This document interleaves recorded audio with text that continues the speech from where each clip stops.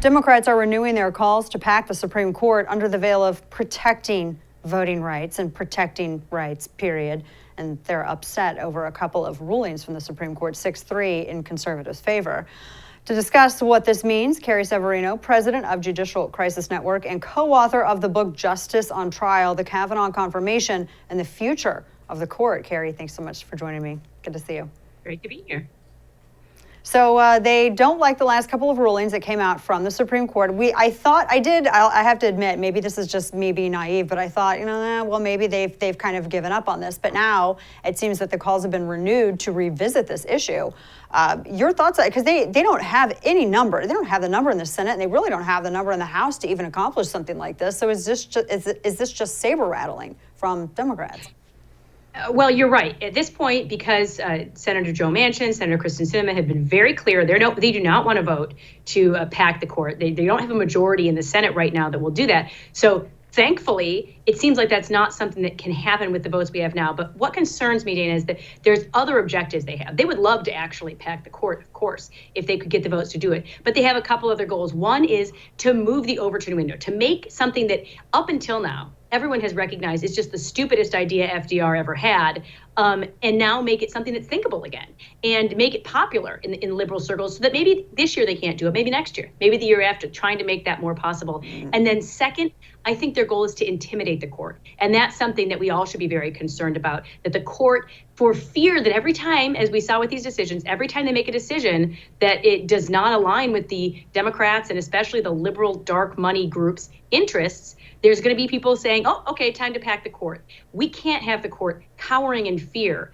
behind that kind of intimidation. But I think that they're going to keep on doing it every time as long as they think that the court might be susceptible to that kind of pressure. Goodness, that's a very good point as well, because for those who thought that the court couldn't be influenced in any way, that's definitely a way to do it.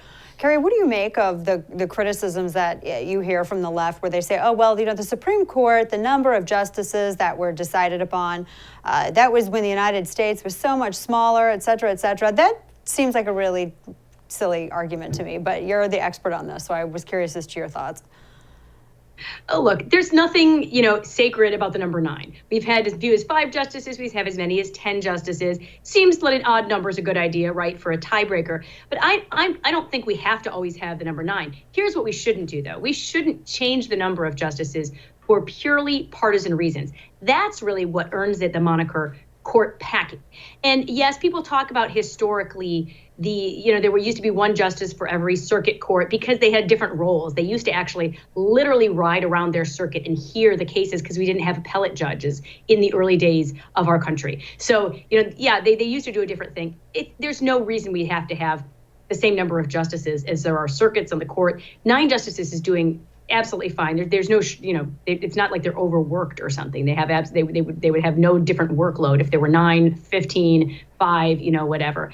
Really what we're seeing here is pure partisanship. There's no actual historical logic to the number 13. What they would love to do is cancel out the 3 nominees that Donald Trump put on the court and add 1 more for good measure. That's where we're getting the logic of the current proposal, which is adding enough justices to make it a 13-member court. But, if that didn't work, you could see them adding more and more. That's actually what happened in Chavez's Venezuela. It's the kind of objective you would see in a group where they're not interested in the court as an institution or the country. What they are interested in is pure partisan power. And then, Carrie, it stops being its own entity. I mean, the way that the scaffolding of our government, the framework of our government, every agency, every department, everything is, checks and balances, everything is separate. But this really, what does that talk to folks a little bit about what, if they were to get the 13 judge Supreme Court, which still sounds insane to me, that really does diminish the significance of and weight of the court's decisions, right? Well, the biggest thing that would worry me is it means that the court now always has to think, hey, if we don't rule the way that the executive wants, they're just going to go and change the institution. That would be a huge blow to the separation of powers. We're supposed to have 3 independent branches of government. You're supposed to have the executive that enforces the laws, the legislature writes the laws, and the courts that then are interpreting the laws. once you have a system where the courts then become captured and feel like they're beholden to these other branches, you have a real risk of not having that independence. That, of course, is why Democrats are wanting to pack the court. They have control over the other branches, albeit slender control of Congress right now.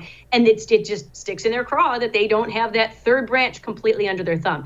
We need to support an independent judiciary. That's how the framers designed it, so that we could have a government that remains a government of laws, not of men and pure power politics.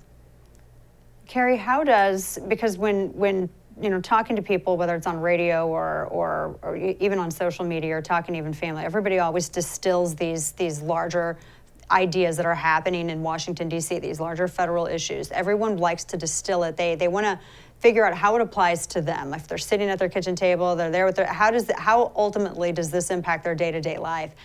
Do you think, and I've talked to some folks who have said, oh, this is the end of our republic. If they're able to do this to the Supreme Court, there's no going back. The republic is ended. And I know that the number has fluctuated previously in the past, although I think that, and I may be, again, naive right here and thinking that people were maybe perhaps more virtuous back in the days of yore. But is it really to that extent? I mean, if they're able to be successful, say things go poorly for Republicans 2022 and Democrats are able to get more influence in the House and Senate, they're able to do something like this. Is it really the end of the republic, though? I think what causes me great concern is the judiciary is designed to be our independent branch, right?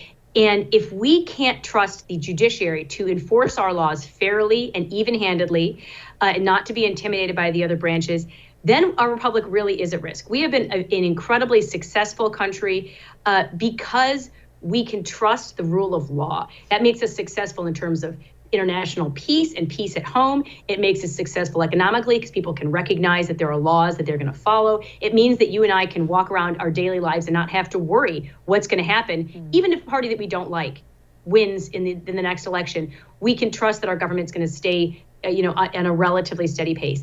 This kind of thing would destabilize that. We'd have to go, okay, if we've got 13 judges now, eventually Republicans might win back both the Congress and the White House.